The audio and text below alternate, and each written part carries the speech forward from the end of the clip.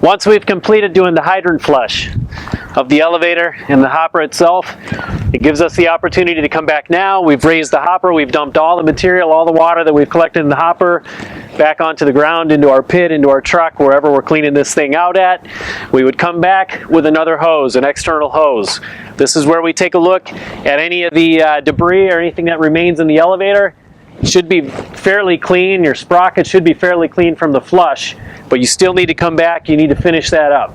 Blast anything else off that you see there. You're going to look at the flooring underneath of the hopper. If you see any debris at any point during sweeping, or dust or debris, dirt, whatever that had built up on that flooring at that time, this is the time you take that secondary hose, you would flush. The frame does open up to the back underneath of the engine, so we want to flush any of that debris, any of that material daily back out. We want to keep this as clean as possible at all times.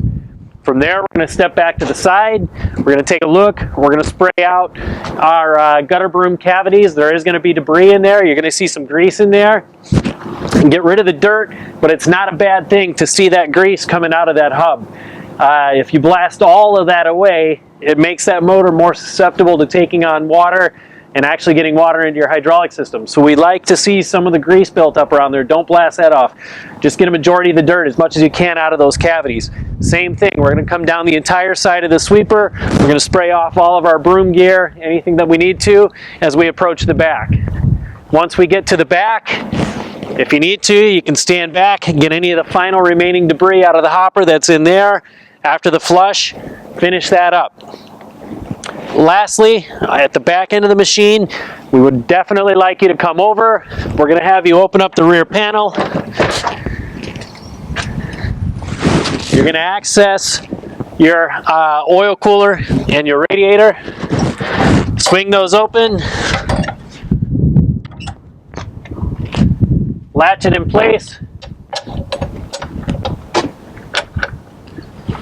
And with low pressure, we want to spray out the back end of the machine, anything we can, the fan. We want to spray out anything around the frame. We definitely want to, with low pressure, we want to spray the oil cooler and radiator out. If you recall, as I had mentioned before, we don't want to just blast the center. We want to do the edges. We want to flush that as best we can, let it dry overnight. Anything else around that you can clean with low pressure, do that at this time.